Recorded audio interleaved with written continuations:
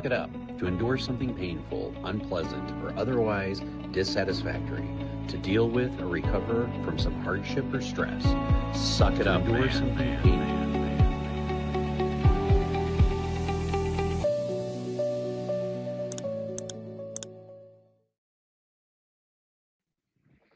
Welcome to another episode of the Suck It Up Man podcast. Today is April Fool's Day, and I did something interesting. I normally don't check like my Twitter email or my X email, and I opened it up today, and this is not an April Fool's joke, and I got a message from Jungleman. And I was really impressed that I got a message, and he said basically he's willing to give me another shot.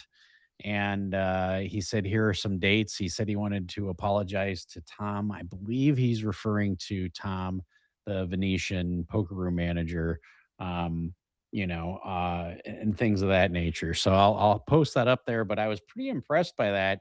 But, I have kind of a motto, which is, I took about 2 days to try to play this man heads up out of my time. And I have a motto where it's fool me once, shame on you, fool me twice, shame on me. And my wife kind of had the same opinion. She had a lot of vulgar words to say. And I was like, well, honey, everybody makes mistakes and everybody deserves second chances. I believe in that. What are your thoughts on this, Wayne? How are you doing on this April Fool's Day? I'm doing well. It's my father's birthday, so shout out to my dad who was born on this day 68 years ago. So I called him earlier to wish him a happy birthday.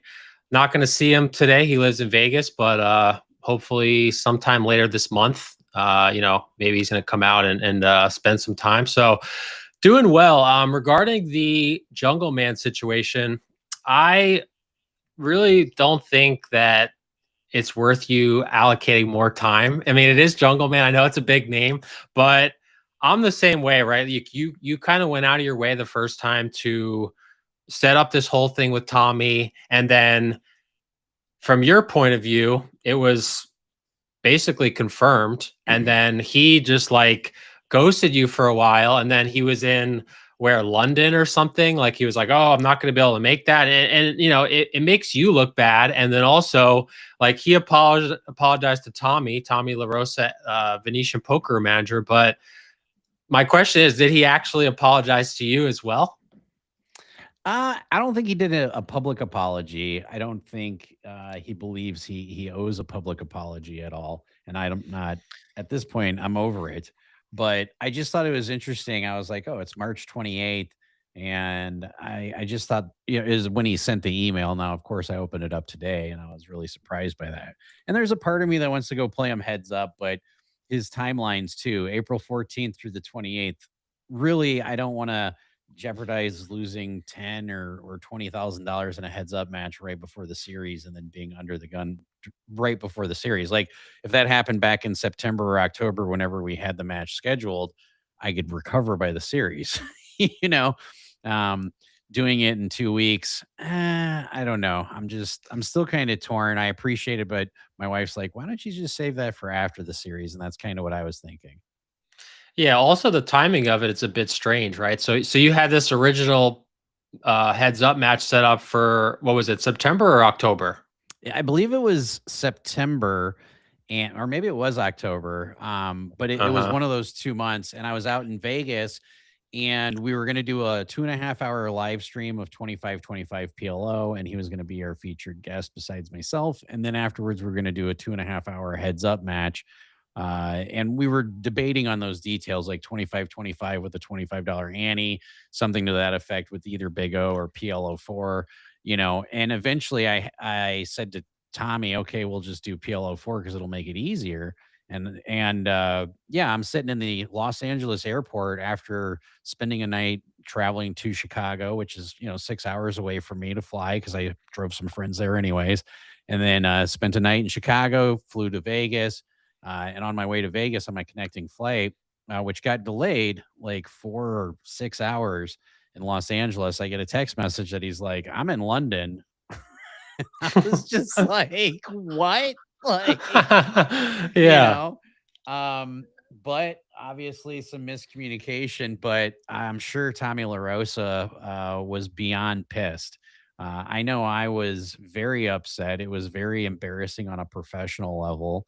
And, even though I sent the copies of the texts to Tommy LaRosa, I'm sure he was not happy about it, and he probably, I don't think he holds a grudge by it, but I think he learned some things like, I'm just not going to take somebody else's word that, somebody like Jungleman's going to be there, have direct contact with them. So even if Jungle's sending me an email saying, "Oh, need to communicate with Tommy," yeah, go ahead. I'll give you his number so you can call him and coordinate that with him first. See if he's okay with it, and then we'll go from there. That's kind of my thoughts. Yeah, the fact that it's been basically 5 or 6 months and he's now just reaching out to you, like, I guess better late than never, but I guess it's a good gesture. But I agree, if this was maybe August or September, like after the series, after you come back and you have some time to recuperate mentally, then fine. But I kind of related to a couple years ago when you did your 100 to 10K challenge, right? Where you were excited about it because there was a lot of people, most notably Steven, who's a gentleman that we both played with in Florida. He was going to, match money that you raised for charity, which is always great, right? But I think, and you admitted this afterwards, that it took a lot out of you, right? Because you ended up playing for what, 36 to 48 hours straight? Yeah, so I trained for it, which sounds really weird, but I had 5 sessions of over 40 hours each leading up to the series. This is something I haven't talked much about. Wayne, I trained for it because you were there at times when I'd like drop you off at the airport. I remember in Florida, and I'm like, "Oh, I'm playing for another, like, I got 32 more hours to play," Mm-hmm. and we had played right until I dropped you off at the airport. So I'd spent over 5 40-hour sessions training for it. And then when I got to Vegas, it was one of the first things I tried. And I did run it up to $7,200. But if that was 2 years ago, and I don't know if you remember, Wayne, but when we first got to Vegas, when we checked into the Airbnb, we went grocery shopping. We literally spent like 7.5 hours or 8 hours of errands before I even got to play. Mm-hmm. And then I played. And by the time I had 7,200 in front of me, I was at the 38 or 42. No, I was at the 42-hour mark. And I thought, shit, if I had those 8 hours of play, I might have been there. So I secretly blamed it all on you. No, that that was the only responsible thing to do. But no, no. I think the series, or I don't think, I mean, the series is obviously the biggest event of the year. So you want to give everything you can to the series. And 10 to 20K, like that means more to you than it does for Jungle Man, right? Jungle Man's a multimillionaire, and I know you do well in your own right, but obviously if you have a 15, 20K loss leading up to the series, that's definitely going to negatively affect your, series. So you don't really want that. I think tell him thanks for the apology, but I'm not interested at this point. Maybe Well, just say, hey, he we'll didn't revisit it. apologize. He didn't apologize, but yeah, I think we'll revisit it after the series. But yeah, I mean, Yeah. I've got $30,000 worth of tournaments planned to buy in, and one of them's a 10K. He's buying into $400,000 worth of tournaments. You know what I'm saying? So it's like Yeah. it's a bit of a difference there, which is fine. There's nothing wrong with that. But yeah, I Yep. think it'll be something we will revisit after the series. Now, one of the most important things during the series, and this is something I stress a lot, I actually talked about it in a previous Life of a Grinder vlog, is addiction, especially in our profession. Yep. One of the things most poker players are addicted to are things like Adderall, phentermine is another one that's huge. Cocaine is a big one. And then Mm-hmm. now, like, there's a new thing, which is ketamine. And so tonight we are bringing on a guest. I had a student of mine, rest his soul. His name was Chris. He recently moved out to Colorado. I had done 9 of his 10 sessions with him as a student, if I remember correctly. And so we're going to bring on Rich, who is Chris's father or stepfather. I can't remember which. I think it's his stepfather. Maybe if Stepfather. it's his Yep. dad. Okay. Bryson, can you bring Rich up on the line? Because this is something I want to talk about, especially with poker players. We we all have vices, and some of those vices can do very difficult things. Thank you for joining us, Rich, in this difficult time. Where are you joining us from? I'm in Breckenridge, Colorado. Okay. And is that where you guys are originally from? Because I think that's where Chris was staying at. We convinced him to move out here. He was in Detroit for quite a long time, and playing poker there. His business was there, running a business, landlord, the works. Yeah, I played with him starting about 5 years ago in MGM Detroit, and he was a very good PLO player. That's all he played, and that's all I play. So I got to play quite a few hands with him. And then, yeah, he moved out to Colorado, and I was coaching him with like Big O because that's one of the best games out there in the country. And when did your son pass away? 10 days ago. And he passed away from a ketamine addiction? Definitely was the primary cause. Okay. No question about it. Obviously, with drugs, the coroner's involved, autopsy, the whole works, but we are certain it is a direct result of the ketamine. So, for our listeners and viewers out there, ketamine is a painkiller, but it's also a hallucinogenic, and it can be snorted, smoked, or swallowed. My brother passed away from a meth addiction, which could also be snorted, smoked, or swallowed. But how long was your son addicted to ketamine, if you don't mind me asking? 18 months. And did you notice a change? Sorry, Wayne, if you want to ask, go ahead. No, I was just going to say, again, thanks, Rich, for joining us in this difficult time for you and your family. Was there a situation or something that occurred that let you and your loved ones know that this was something more than just like a recreational thing for Chris? This was something, that could be a serious problem for him? Yeah, well, we found out because we hadn't heard from him for 3 weeks. And his cousin in Florida said, I don't know what's going on, but I need to be there. And he drove up from Florida and found him in a house covered in needles and bodily fluids and lots of crap from his 90-pound dog. And it was clear that dog had not been out in 3 weeks. And he was just using that hard, that he was just oblivious to everything else. He lost 40 pounds in those 3 weeks. Oh, wow. So, geez. His mom got on the next plane out there, next flight, and basically brought him back. Plenty of fluids and everything else, and got him back conscious. And the incredible thing with ketamine, within an hour or two, he was talking like there's no big deal. Wow. So before we get into like more of the heavy stuff, which we just touched on, maybe could you go back a little bit, because Josh had mentioned that he got to know Chris much more than I got the opportunity to know him. I had some conversations with Chris. He seemed like a really great guy, like very, very much a student of the game. I remember him referencing the sessions that he had with Josh, and he really just wanted to kind of learn the game. But for our viewers out there, could you just describe a little bit about who Chris was as a person, maybe a memory or two you have of him from before this time?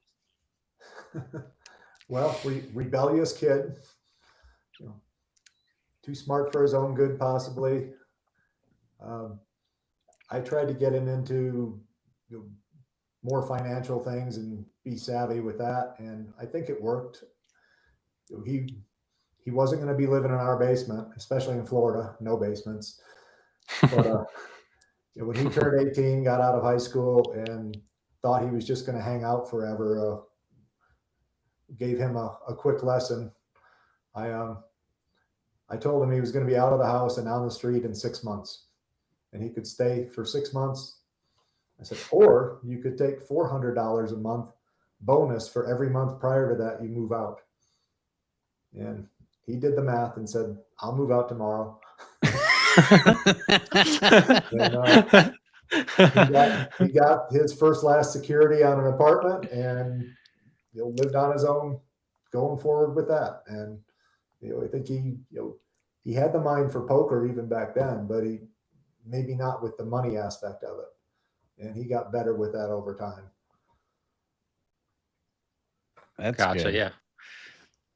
Yeah. It sounds like you made a smart decision getting, I mean, I know from my experience, I've also not directly dealt with the drug addiction, but I've had many friends, that have also unfortunately lost their battle with drug addiction. And that was really something from a young age. Like, I know that there was some part of me that wanted to like stay around to like help some of my friends that were going through it, but also selfishly, I wanted to kind of get out of my hometown, because I just kind of knew that you are a product of your environment. And I just kind of knew that if I stuck around, like, I was going to be kind of engulfed in it in a way. So I too also kind of moved out from a young age, and it was just a really sad thing. Like, every time I would come back a couple times a year, and really just heard about all people I went to high school with, some really close friends, some people that I graduated with. And yeah, it's just a really sad thing to see people, especially so young, to just losing their battle with these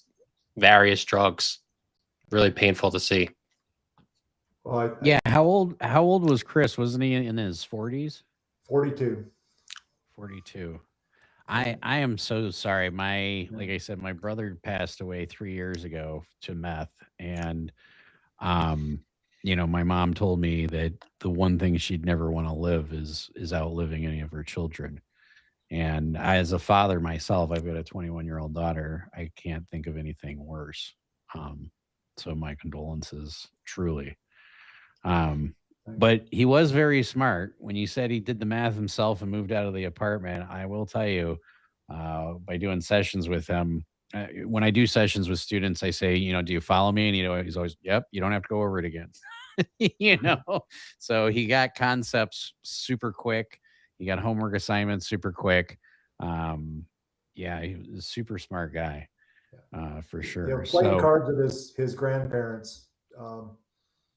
He learned from his grandfather, and the two of them. What did he start off with his grandfather? 5-card draw or gin or what?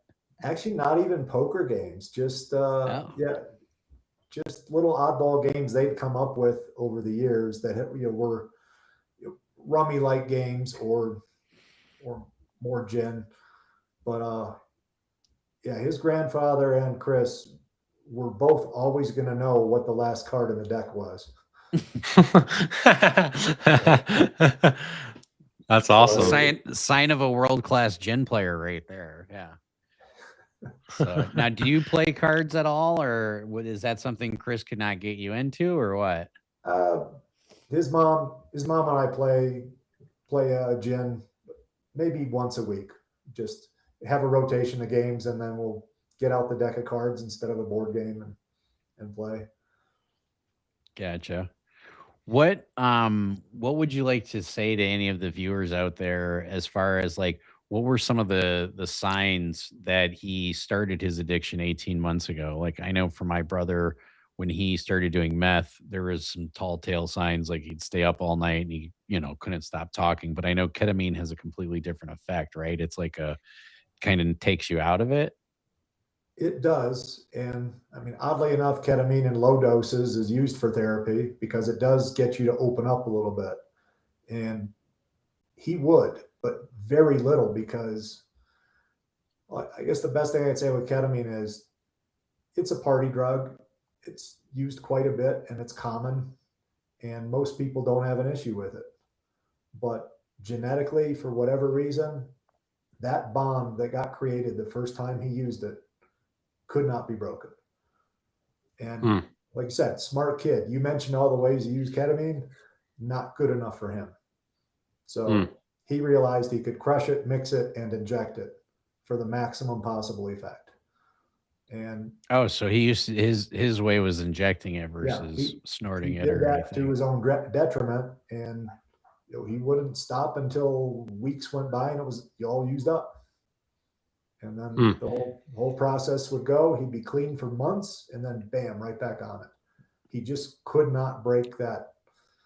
Knowing that that was available was enough.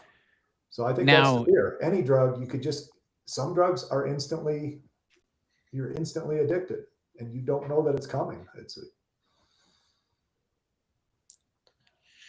So what steps did, I know you mentioned the story a little bit ago where his cousin ended up driving up from Florida and found him, which after he had been there for a couple weeks. What steps at that point did you guys take? Did you maybe try to check him into a rehab facility, or what was the course of action there for Chris? Yeah, and we were familiar when we lived in Florida with what's called the Baker Act. So you can have somebody involuntarily committed if they're a threat to themselves or others, and no such thing in Michigan. And plus the problem with ketamine is you can come off that high so fast that the times we did get him to a hospital and we're trying to get him into something involuntary, by the time anybody talked to him, he's just perfectly lucid and said, "No, I'm fine. I want to go home." And he would just say, "I don't know what their big deal is. They're crazy." Yeah, no, my brother did the same thing on a lot of that stuff, but like I said, meth's not the same. But yeah, no, he was psychologically, he had bipolar disorder as well. So there was a few times where we went to go check him into the hospital, and sometimes he could just like pretend like he was normal because he knew the system so well, and then try making you look like the bad guy. And it's like, I'm just trying to help you. I love you. Like, I'm just trying to get help for you, Ugh. Yeah. Why is it so difficult to love people so much? It's like, I love you so much. I just want to help you. And you just don't want it. It's frustrating. Yeah. And once he was high, he was exposed, and his best friends who were looking out for him found his stashes of various gold coins, silver, and none of that was there. It was just gone. So it was hard that the friends he thought he had, he didn't really have. Oh, so like all of his money and shit that he kept in his house, his friends took? Yes. All gone.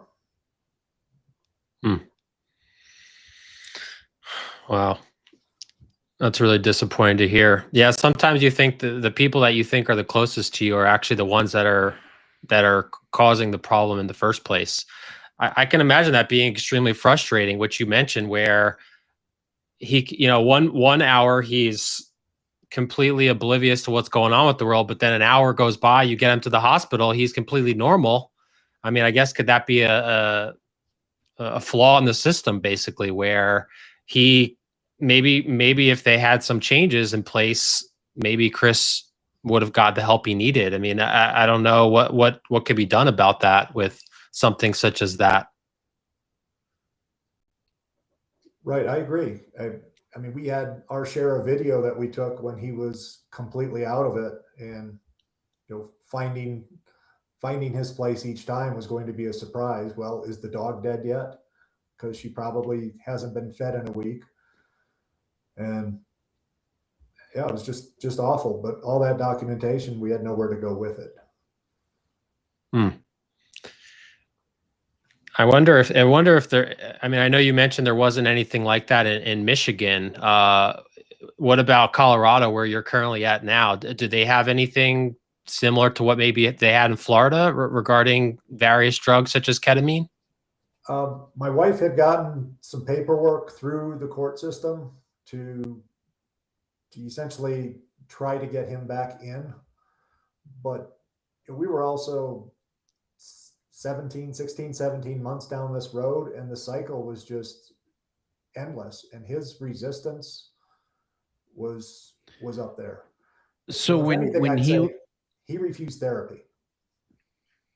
Gotcha. We tried all the bribes. I tried that same offer from when he was a kid. I said, I'll pay your rent, $2,000. Go to 4 sessions a month. You can sit there and stare at the wall. All you have to do is prove that you went. And I thought that was a deal he could not refuse. And he said, no, I can take care of myself. Mm. Yeah, that, as I mentioned to you before we got on, like a couple days ago, that's part of the reason we started this podcast, because in a lot of the issues we've chatted about, women have their own issues. We're not going to say they don't, but especially men we've seen are much more resistant to getting help, right? So whether it's a gambling addiction, drug addiction, alcoholism, whatever it may be, men typically on average are extremely stubborn. Like, and I know I'm the same way, and it's really unfortunate, and that's kind of why one of the main motivating factors for us starting the podcast is, obviously Josh nor I have any kind of medical experience or training or anything like that, but we are hoping to kind of be almost like a soft landing spot where maybe other people are watching this, similar to a situation that Chris was in, and they say, okay, maybe hearing someone talk about it, that would maybe push them to go and actually chat with a professional. But yeah, I don't know what we can do to turn the tide, but it's very difficult, it seems, to get any guy to go to any kind of therapy or anything like that. I mean, I don't know, what do you think we can do maybe to change the perception of that? Well, yeah. Odd thing, for at least 5 years, my cholesterol pings at 220, and it's, hey, you want to get on a statin, or are you going to do diet and exercise? And it was, I'll do the diet and exercise. And then always something came up and got in the way. And from that first time we found Chris and realized we're going to be in this for the long haul, about 6 months into that, I finally said to the doctor, fine, give me the statin. It wasn't a price thing. It's free on my insurance. So so I took it, and after 4 months, I got my cholesterol checked. It's at 170. Wow. And I had that resistance for so long to say, I don't want to take this pill. And a lot of that was because, seeing Christopher just refuse, and just, the no, I don't need help. Don't reach a hand out to me. I'm fine. And maybe in some odd way, he kept me from having a heart attack. Maybe you wanted to get your cholesterol down because you knew, hey, Chris is in this battle for the long haul. Like, I have to be here for as many years as possible, because I'm going to have to be here to help him basically see the other side of the tunnel, see the other side of this thing. Yeah. And just like I was actually in Reno at a tournament, and sorry guys, not poker, bowling. hey, bowling's fun too. But I was almost 1,000 miles from home when I got when his mom called me, and I'm thinking, okay, I can. I did the math. I said I can get there in like 13 hours. About 3 a.m. I should get back to the house. And as I'm driving home, I said, wait a minute. I'm in no condition to be driving 80 miles an hour through Glenwood Canyon and at 3 a.m. Oh God. Yeah. Said, I'm needed now. So I think that was another hit, a little reminder, say, no, I need to be here. So yeah, I went ahead and got a hotel and, mostly stared at the walls for 5 hours, but I got my rest. And it was the last thing I needed to do, was do something stupid and have an accident trying to get home too quick. So again, yeah, there's ways to think it through. I just say, hey, what are you doing here? Are you needed? Then start paying attention to other people who have advice for you. Well, it's one of those things that death is a natural part of life, and without death, we have less respect for life. Like, even though death is unfortunate and it sucks, it's just something that it naturally happens, and it makes us appreciate life a little bit more, because we can take those moments and say, okay, my time is limited on this planet. My human experience that I'm having is limited. How can I maximize this experience? And that's what we can try taking from the loved ones that we don't have time with left anymore, I think. Yeah. Yeah, I agree. What do you think that there was something, I mean, it's probably hard to speculate on it, but what, like, how did he maybe get introduced to it, or was there maybe something else in his life? Like, I know a lot of times people turn to drugs and alcohol when they basically are depressed about something in their life. They're almost trying to escape their reality. Was there anything like that with Chris, or from what you guys saw, how he got into it? Chris managed grow houses. He was in and around marijuana. Never had an issue with it. He'd go out and, well, his drink of choice was dealer's choice. You want to really piss off a bartender, that's a great way to do it. Ask them to make you whatever.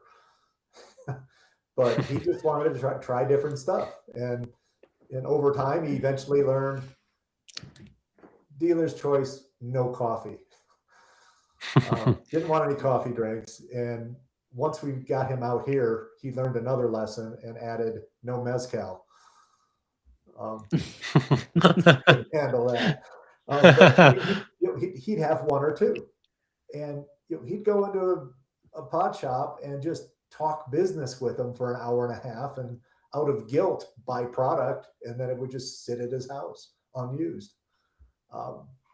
And then 2 summers ago, a friend of his got him to go and some girls at some EDM.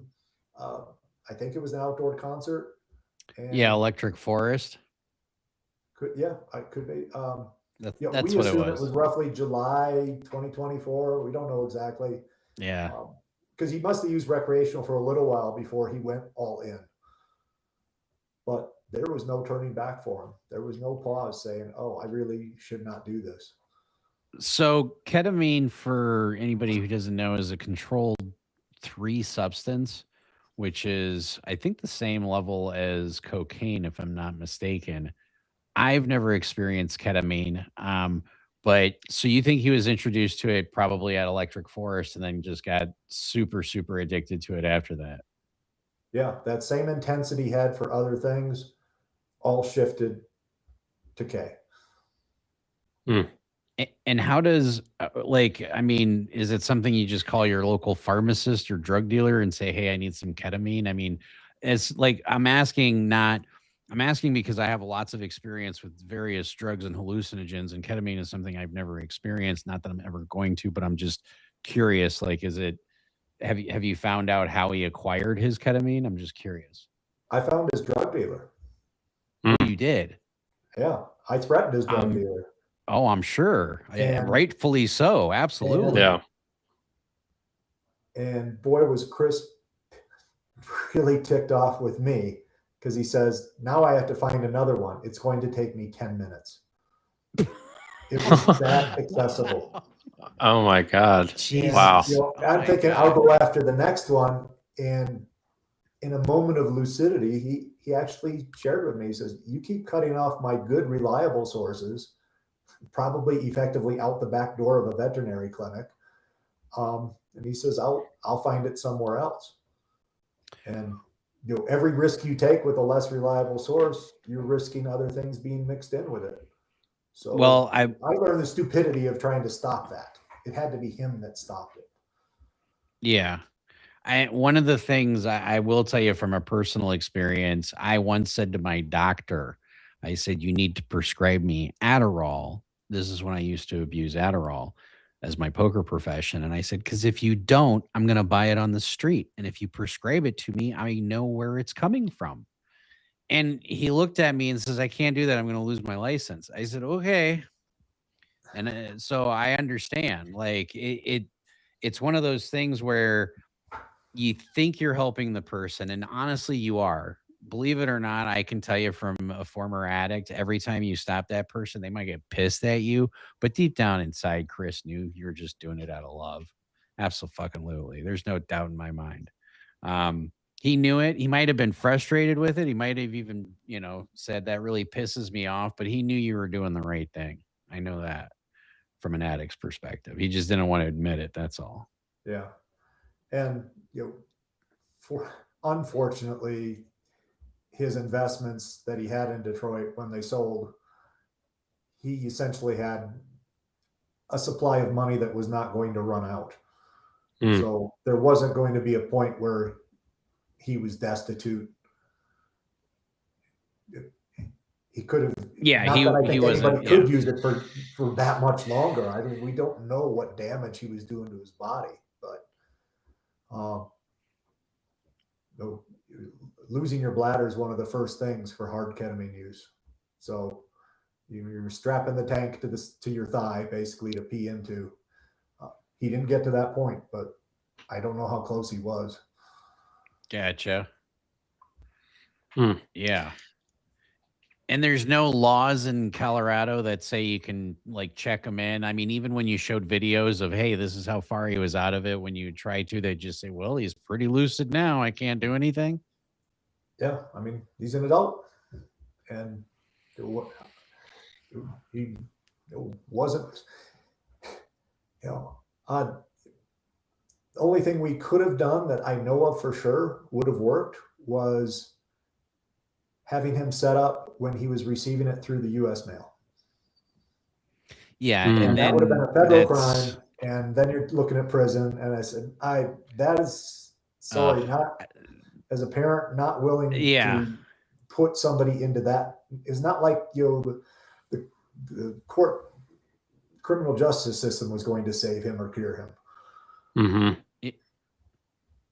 Yeah, no, I can't imagine as a parent choosing between, let me get you caught so you can go to federal prison, or let me just, no, that sounds terrible. Yeah. My apologies. I don't know what else to say. That we all have human experiences to learn from, and I don't know what this experience is to learn from, but I hope somebody out there who's listening who may have a family member with any kind of addiction, whether it's ketamine or anything, they tried helping that person. You were going to say something, Wayne? No, I was going to say, it sounds like, Rich, you and your loved ones, your family, pretty much did everything you possibly could to get Chris the help you needed. I mean, it's sometimes a cliche to say, but it does actually sound like you guys did everything you could.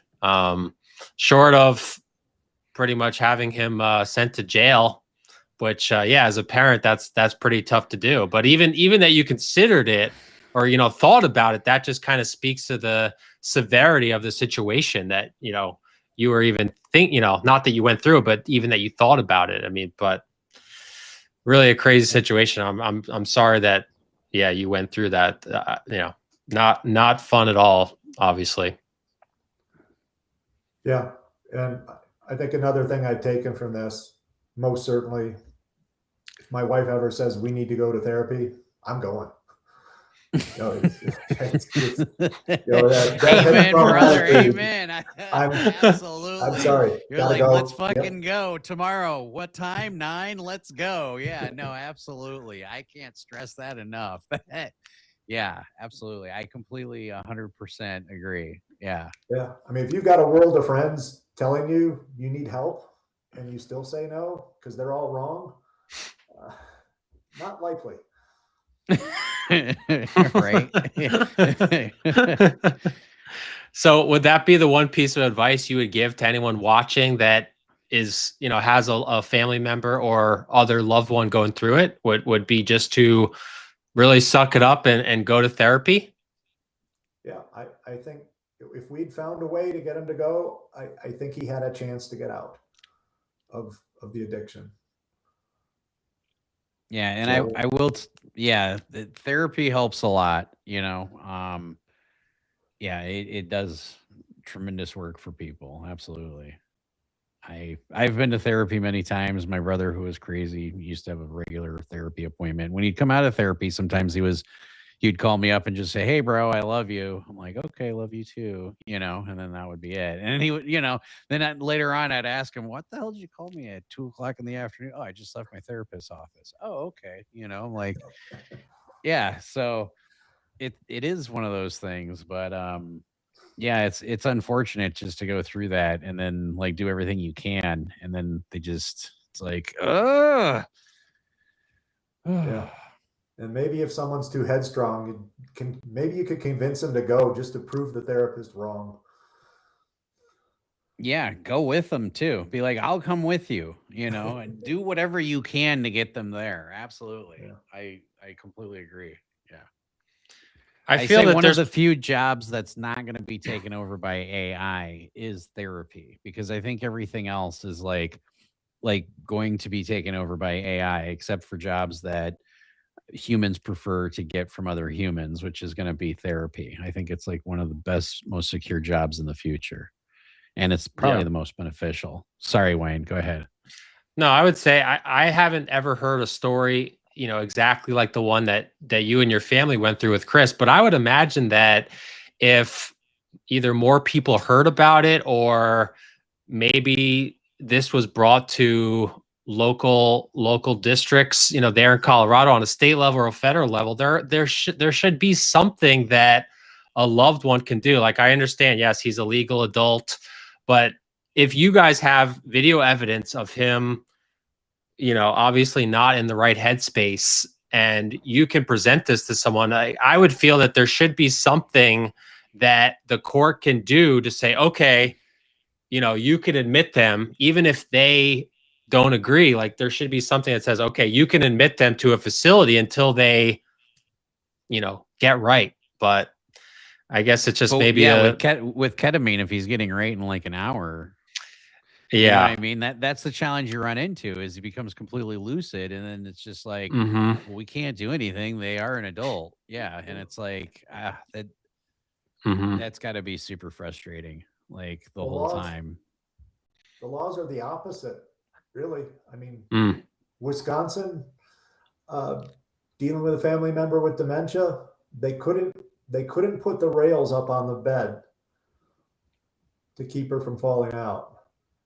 You weren't allowed to restrain somebody and put a belt around them so they wouldn't get up in the middle of the night and fall.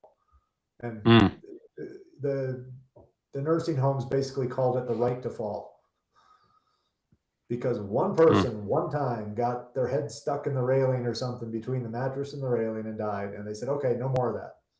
So just, that I was in a nursing home today, believe it or not, because my wife's best friend's got Parkinson's disease and she moved into the nursing home last week. And I did notice some beds were literally all the way down to the floor and some were not. And I was like, why the hell are these? I'm just walking in. I'm like moving moving furniture, because she just moved in and we had to do some stuff for her. But I'm like, why the hell are these beds on the floor? I never knew that. Now I know why. Because if somebody with dementia is all the way down to the floor and you can't belt them in and they roll off, at least they're not breaking their hip when they roll off. But how stupid is that? Like that the law is like, hey, this person is going to hurt themselves and you just have to allow them to hurt themselves. Thank you. That makes no sense whatsoever. I mean, I don't know. I enjoy freedoms, but that's, I don't know. I guess we live in a free country, so yeah, you can be free to kill yourself if you want, I suppose. Yeah. Slowly or quickly.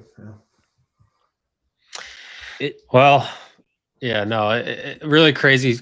I mean, the more we talk about it, it just seems like there's a lot of loopholes or cracks in the armor here of a lot of these state and federal levels. But it seems like every company and every institute is more worried about getting sued rather than basically just using common sense. Really unfortunate. Now, as far as this was something we were chatting a little bit right before the podcast started, I have a little book that I keep. Oops, shit. My AI camera is going off here. Sorry. AI screwing everything up. I have a little book that I keep, and it says, I'm dead. It's your problem now. And it literally has all my, like, if I die, go to this app and look up this for my wife, because I know as a poker player, we have money in all sorts of different funds and stuff. How difficult was it for you dealing with your son who had this addiction? He probably didn't have a little black book that said, "Hey, here's all my passwords and shit." But how difficult was it for you to find all that stuff? The crypto was a nightmare. And the only thing and he left virtually nothing behind. So, but one time over a year ago when he was really out of it, but coming out, coming back to some level of lucidity, he picked up his phone and punched in his passcode. And I went and wrote it down. He ended up losing that phone because he locked himself out and got another phone. And the only thing that saved my butt was he used the same code on the new phone. So from the phone, I was able to slowly work my way into other things. Found a password vault on his phone, which led me to his computers to get into those. And everything's been kind of unfolding from there. Well, that's good. Just sheer luck, though. I mean, really, if I couldn't have got into an iPhone, I don't know what success you'd even have. No, it's the only phone that the U.S. government cannot hack into, because droids, all the manufacturers of droids give the U.S. government a passcode to hack into, and even when the government has taken iPhones from wanted terrorists and asked Apple to break into their own phones, they say they won't. They're like, we're never going to give that to you. They actually went to court for it. That's why a lot of poker players have iPhones. So that's one of the reasons why I have an iPhone is I'm a convicted felon. So after that happened, I got an iPhone. I was like, screw that, Yeah. Well, but that's amazing that you remembered his passcode from. Yeah, without that passcode on an iPhone, you wouldn't have access to any of that. So that's good. Because I know for poker players, that's a prized possession, or that's something that we keep close to the chest, is all that stuff. I would have been thrilled had I found a safe deposit key, and inside of that were the answers to the universe that he knew nobody could get in there without a court order, but that was not his method of thinking. So I feel for anybody who's gone through that and said, well, whatever was there is gone. Yeah, it's not easy. I can tell you that right now. Well, besides therapy, what else would you like to tell all of our listeners? If anybody has a family member who's dealing with addiction, or a loved one, or maybe them themselves are dealing with an addiction, is there anything you'd like to say to all the listeners out there? I have some comfort in knowing that we did all we could. And I do believe in a big percentage of the time, I think having somebody doing all they could would be enough. I think Chris was the exception that just resisted absolutely everything. But man, you still have to try. Absolutely. And the worst part is he's probably smarter than most, and that's why he resisted so much. Is too damn smart for his own good. Yeah, but I mean, I can't imagine if we just said, oh my God, you're an addict, we're going to turn our backs on you and good luck and call us when you're better. I can't imagine what we'd be feeling right now. As bad as we do feel right now, it's completely different. Having that comfort of saying, we really tried. Yeah.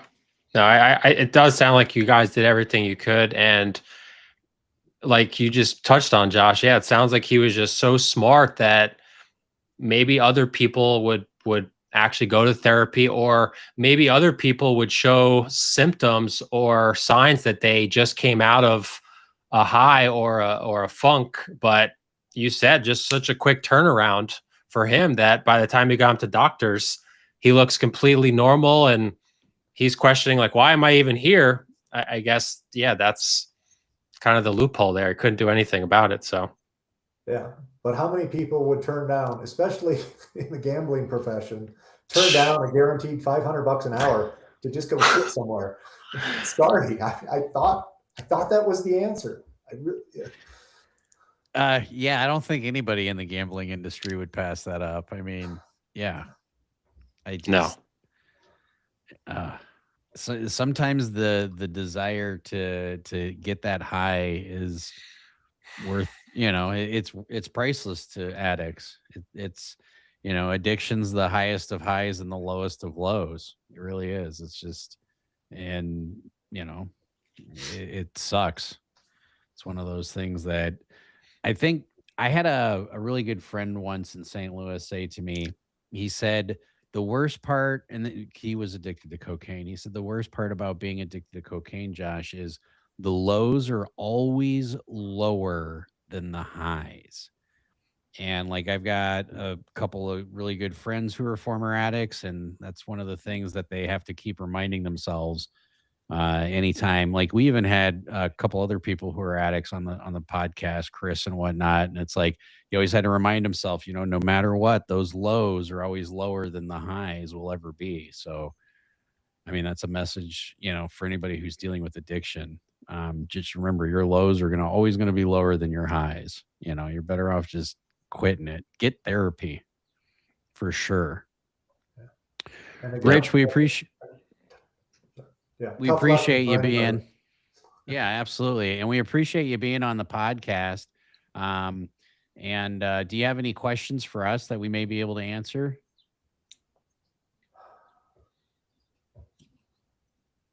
Yeah, how do I get into these poker sites and find out if I get money back out of it? I think it's a lost cause. Oh, it's virtual. Sorry. I can probably, there should be some contacts in there, usually through Telegram or WhatsApp. Most people will use Telegram or WhatsApp, and they should tell you if they have balances on there, and they should be honest with you. If they're not honest with you, then that's an issue. I probably wouldn't say, hey, this is Chris's stepdad, or this is Chris's dad. He passed away a while ago. I'd probably just say, hey, I'd like to do a cash out and just see what they say. That would be my recommendation. Yeah. And then they'll come back and they might say, well, there's no money in there. But I think anybody who's doing anything like that anyways, if they find out your kid kicked it and there was money on there, they're going to send it to you. Anybody who wouldn't would be a complete and total utter asshole. But then again, like you said, when he was using, people would go into his apartment and just take his shit, that those are total utter just scumbags of the earth. Right. And yeah, in talking to his friends, I got so many wonderful stories and things from before he started to use, and it was really made a difference, because we were tainted by the last year and a half saying, is this the person he is? And no, it's the person he became because of the ketamine. The person he was pretty awesome. Yeah, I had lots of pleasant experiences with him in Detroit. He was a cool dude, and even doing sessions with him, I had no idea he was addicted to ketamine. I would have definitely said something, but that literally never came up. We talked about addiction once or twice, but it wasn't anything that came up. Like, if he didn't say, hey, by the way, I'm addicted to ketamine, because I honestly didn't know what the hell ketamine was until you told me, hey, by the way, Chris passed away from a ketamine addiction. I was like, what the hell is that? And I started looking it up. But when I started researching it, I was like, holy shit, this is like, it's a serious problem. Like, just like any addiction, but like I was surprised at how prevalent it is. And like you said, it was one of those things where you cut off his drug dealer and he's like, I'm just getting it from a different vet, or whatever the case may be. So, right. But you did everything you could. That's all you can do. Yeah. Yeah. We appreciate you coming on again, Rich. We know this could be super difficult, a super difficult time for you and your family, but we hope at least some people watching maybe this helps change someone's life if they see it, whether they're going through it themselves or they have a loved one. Like, just suck it up and do it. I mean, just get help, right? We tell that to people all the time. You know, we from being in the poker industry, we're not therapists, but we end up hearing about a lot of people's issues. You know, we kind of get their life stories, and if we dig a little further, we find like they got marital problems, they got alcohol, addiction. You know, so we always just tell people, hey, go and get help, right? We can help you as much as we can, but you know, you really need to talk to a professional and get this part of your life controlled. And yeah, he could have been one session away from turning it around. Yep. We appreciate it, Rich. Yeah. Hey, thank you both for having me. Thank you, Rich. Thank you, brother. Oof. Yeah, that's just super difficult to hear. And yeah, I mean, it sounded like a great guy from the chats I had with him. And as you said, just too smart for his own good. But I mean, honestly, he was an amazing student, and I told him, I said, you're legit in one of the best Big O games in the country. And I guess I shouldn't say that on the podcast, but yeah, it's at Blackhawk. And we had the days of the weeks that he was playing which day, and and there's 2 different games there. And Ryan, what's his Honig. The guy there you go. He plays there every once in a while. Yeah. And Genius plays there every once in a while as well. The guy with the big glasses that wraps around. But if this one episode reaches out to one individual to change anything, it's completely worth it. You know, one of the things that I was fortunate enough to have with my brother was about a month before he died, I got into this huge argument with him. And I don't think I've told you the story. Maybe I have. But I got into this huge argument with him, and I said, you son of a bitch, you're going to be dead in a month. I said, and that's why I'm arguing with you tooth and nail. I'm only doing it because I love you. And my mom was in the kitchen at the time. She was making us breakfast. And I remember we got into this huge argument. My mom's like, why the hell are you so upset? And I said, because he's going to be dead in a month. I said, so you might as well say everything you want to say to him now, because he's going to be gone. And, yeah, the next week she took him to Prince's Museum in Minnesota, and that was his favorite artist. Had a blast with him, and then brought him back home. And then, yeah, he died a couple weeks later. But not everybody gets to have that. Like, I know, like, my brother fought with addiction for a really long time, and meth has a really nasty toll on people. As I'm sure any addiction does, even like ketamine. I mean, walking up and finding somebody full of needles and completely out of it, especially when it's your kid, would just it breaks your heart, is really what it does. And I walked in once when my brother was completely passed out. His pulse was under 30. His blood sugar, I think, was 30, and he was a diabetic. Buck naked on the floor, passed out for well over 12 hours.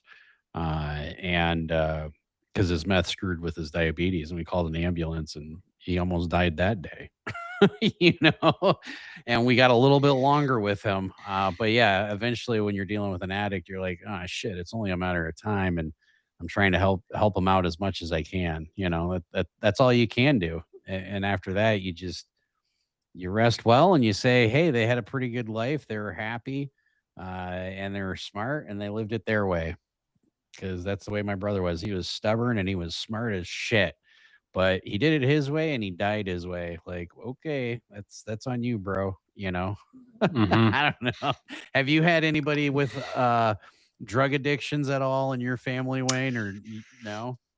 Not my family, but I've had really close friends. As I mentioned at the beginning, where I grew up, a lot of drugs prevalent. My high school that I went to, I didn't attend high school in the 80s, but in the 80s, it was actually nicknamed Heroin High because of how prevalent heroin was. And I just knew, as I said, there was so much drugs available that if I stuck around, that I was going to get sucked into it. And probably about 5 years ago, I was home, and some of my buddies that I had lost touch with because I haven't lived home in like 15 years, we ended up meeting down in Atlantic City, right? Because we all kind of came up playing poker together years ago. And I met with my one friend, Paul, and one of our mutual friends that we both grew up with, Dennis, had lost his battle with addiction a year prior. And Paul, it really affected him because Paul and Dennis were super close. And we were just at this food court. It was in, I want to say the Bellagio, no, Borgata is the one in Atlantic City.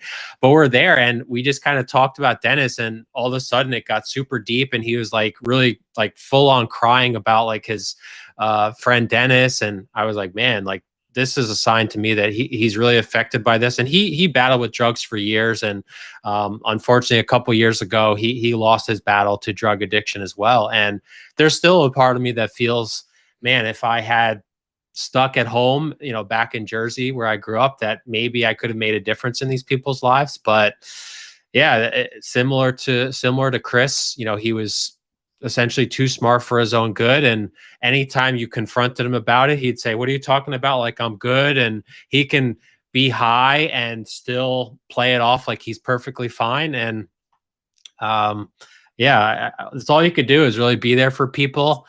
It still baffles me. I know I've said it a couple of times, but if, say, for example, Rich took a picture of, maybe he doesn't want to take a picture, as painful as it is, but if you see Chris is literally passed out, he's got needles and feces and other bodily fluids all over him. If you take a picture of that, like in a trap house or whatever, and you show that to somebody, like, how can that not be enough evidence to say, okay, can you at least admit my son for a couple days or something just to get him help? But it sounds like, no, that doesn't do anything. Yeah, no. And here's the other thing. Like, I know from experience from when we used to check my brother into the hospital against his own will, if they didn't have beds available, they just kept him in the ER. There was one time he stayed in the ER for like 32 hours waiting for a bed on the mental floor to be open. So, but see, Chris didn't have a mental disorder. He just had an addiction disorder. And that's where like the law is behind, because if the laws were a little bit more current, maybe they would do something about it. But again, it's one of those things where it's like, yeah, we know you're just killing yourself doing this, but you can do it, you know? And it's like, I don't know. It's definitely addiction, something that, you know, like I said, I've dealt with, a lot of people have dealt with. Probably the most abused one for poker players is probably Adderall, if I had to guess. And for any of those who are going out to the series, most of the time, if you see those guys carrying around a gallon of water, not saying that all of them are, but a lot of them are using Adderall because Adderall dehydrates you, and you have to chug just a holy shit ton of water when you're using Adderall regularly. So those guys usually that have a gallon of water at the tournament tables, those are like, oh, those are most of the people taking Adderall on a regular basis. Nice little side note. Yeah. But it's it's definitely something that we've talked about quite extensively. You know, a wise man once told me, you know, there's a lot of different vices in the world. Only pick two and do them moderately, because anything you do in excess will end up biting you in the end. So I think that's all I have to say besides get therapy. If you guys, I think that's about it. What do you think, Wayne? I agree. Just really just get help. I know as a guy, like I'm stubborn as hell too, but if you believe you have an issue, what's the worst that's going to happen, right? I mean, like, yeah, you're going to waste, maybe you feel, okay, you waste a couple hours going to talk to somebody to tell you what you already know, but it could save your life. So well, really I will just tell do you it. too, if you go to a therapist and you don't like your therapist for whatever reason, go get a different one. Like, just keep going until you find one that you like. Because you might go to a therapist and go, this person's got their head up their ass, and then go to the next one, and then keep doing that until you go, I can relate with this person. Like, this is somebody that I can relate with, you know?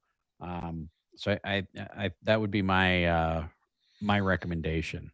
So Yep. I see Jedi's commenting about he tried Adderall and it's not for him. I understand.